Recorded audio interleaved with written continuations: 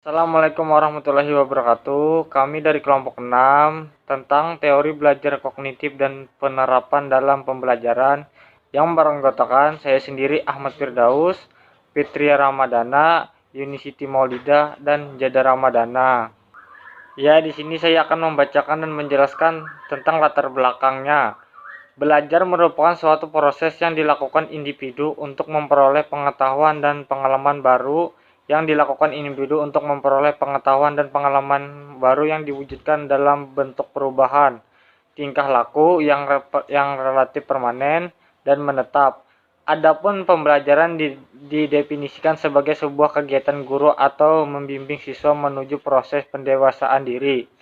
Teori belajar merupakan sebuah konsep atau definisi yang menggambarkan sekaligus menjelaskan sesuatu dari sudut pandang tertentu terhadap sebuah fenomena sistematis dengan cara menghubungkan berbagai variabel yang ada di dalamnya. Teori belajar pada dasarnya menjelaskan tentang bagaimana proses belajar terjadi pada seorang individu.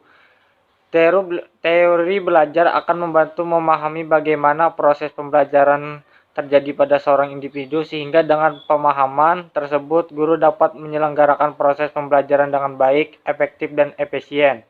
Pengertian teori kognitif. Teori psikologi kognitif adalah sebagian terpenting dari sains kognitif yang telah memberi kontribusi yang sangat berarti dalam perkembangan psikologi belajar.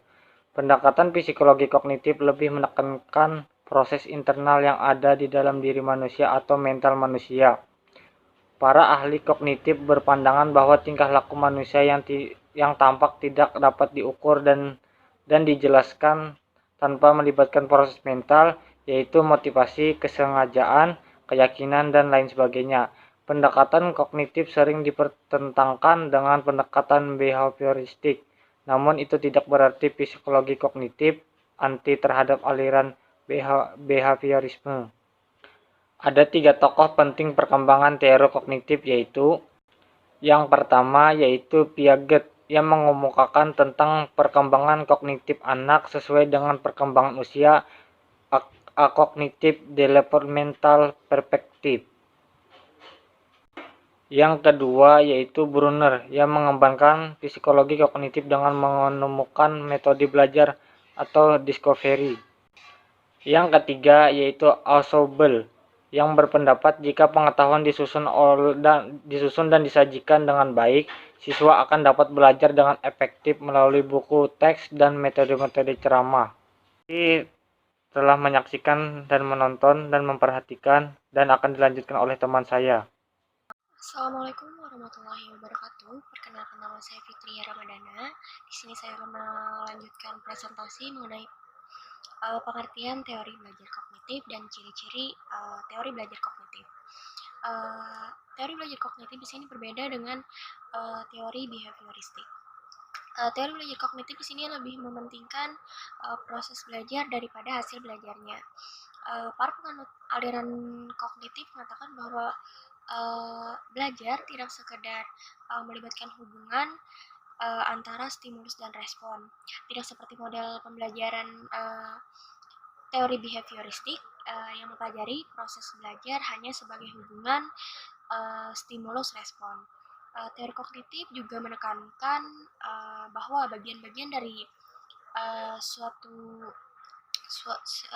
situasi saling berhubungan dengan seluruh konteks situasi tersebut. Memisah-misahkan atau membagi-bagi situasi materi pembelajaran menjadi komponen-komponen yang kecil dan mempelajarinya secara terpisah akan kehilangan makna. Teori ini berpandangan bahwa belajar merupakan suatu proses internal yang mencakup ingatan, retensi, pengolahan informasi, emosi, dan aspek-aspek kejiwaan lainnya. Belajar merupakan aktivitas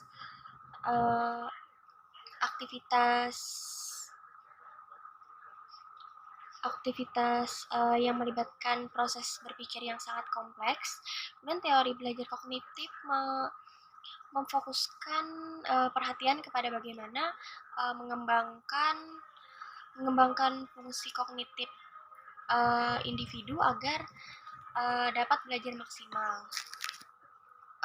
Peran guru dalam teori belajar kognitif di sini adalah mengembangkan potensi kognitif yang ada pada setiap peserta didik. Kemudian jika potensi kognitif yang ada pada setiap peserta didik telah dapat berfungsi dan menjadi aktual oleh proses pendidikan di sekolah, maka peserta didik akan mengetahui dan memahami serta menguasai materi pembelajaran yang dipelajari di sekolah melalui proses belajar mengajar di kelas. Kemudian bagian ciri-ciri belajar kognitif terbagi menjadi 6. Yang pertama ada mementingkan apa yang ada pada diri siswa atau siswi dengan keragaman, perbedaan, serta hambatan dari siswa tersebut. Kemudian yang kedua adalah mementingkan keseluruhan. Kemudian yang ketiga mementingkan keseimbangan dalam diri siswa. Kemudian yang selanjutnya mementingkan kondisi yang ada pada waktu kini atau sekarang dengan memasukkan isu-isu gender dan inklusi sosial. Sekian dari saya, mungkin akan dilanjutkan oleh teman saya. Terima kasih. Nama saya Yuni Siti Maulinda dengan NIM 191012322002. Di sini saya akan menyambung presentasi dari teman saya, yaitu prinsip-prinsip kegiatan pembelajaran kognitif. Yang pertama, ada siswa bukan sebagai orang dewasa yang mudah dalam proses berpikirnya. Mereka mengalami perkembangan kognitif melalui tahap-tahap tertentu. Yang kedua ada anak usia prasekolah dan awal sekolah dasar akan dapat belajar dengan baik, terutama jika menggunakan benda-benda yang konkret.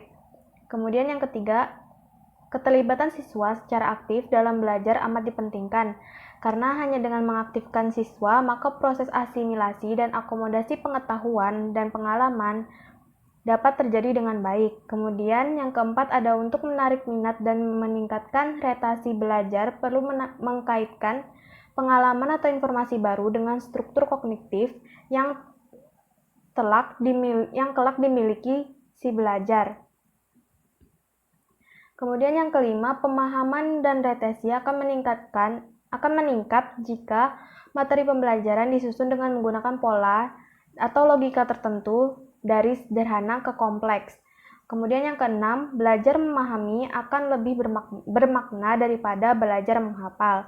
Agar bermakna, informasi harus disesuaikan dan dihubungkan dengan pengetahuan yang telah dimiliki siswa. Tugas guru yaitu menunjukkan hubungan antara apa yang sedang dipelajari dengan apa yang diketahui siswa. Yang kemudian yang terakhir, adanya perbedaan individual pada diri siswa perlu diperhatikan, karena faktor ini sangat mempengaruhi keberhasilan belajar siswa. Perbedaan tersebut misalnya pada motivasi, persepsi, kemampuan berpikir, pengetahuan awal, dan sebagainya. Sekian presentasi dari saya, akan dilanjutkan oleh teman saya. Saya Yuda Ramadana, kali ini saya akan melanjutkan presentasi dari teman saya, yaitu tentang penerapan teori belajar kognitif dalam pembelajaran. Teori belajar kognitif memandang bahwa pengetahuan tidak dapat dipindahkan begitu saja dari pikiran guru ke pikiran siswa. Siswa harus lebih aktif secara mental dan fisik, membangun struktur kognitif pengetahuannya berdasarkan tingkat kematangan kognitif yang dimilikinya. Nah, ada beberapa ciri pembelajaran dalam pandangan kognitif, yaitu guru menyediakan berbagai pengalaman belajar siswa secara konkret. Kedua, guru menyediakan berbagai alternatif pengalaman belajar bagi siswa.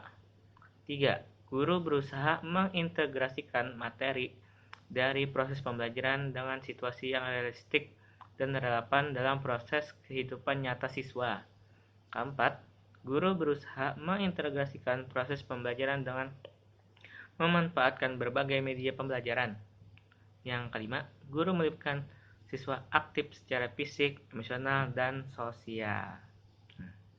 Menurut Sugihartono, proses pembelajaran dalam pendidikan dalam teori belajar kognitif menekankan pada tercapainya beberapa tujuan pembelajaran dan pendidikan itu sendiri, menghasilkan individu yang memiliki kemampuan berpikir untuk menyelesaikan masalah yang dihadapinya. Kurikulum dirancang sedemikian rupa agar terjadi proses konstruksi pengetahuan oleh siswa sendiri dalam belajar. Peserta didik diharapkan aktif dalam kegiatan belajar sesuai karakteristik dirinya dalam belajar. Guru berperan sebagai mediator, fasilitator dalam proses konstruksi pengetahuan siswa. Cara belajar kognitif menekankan proses pembelajarannya yang berpusat pada siswa. Oleh karena itu, guru bukan sumber utama dalam belajar. Dalam penerapan teori kognitif, dalam metode pembelajarannya adalah pembelajaran yang berbasis masalah studi kasus.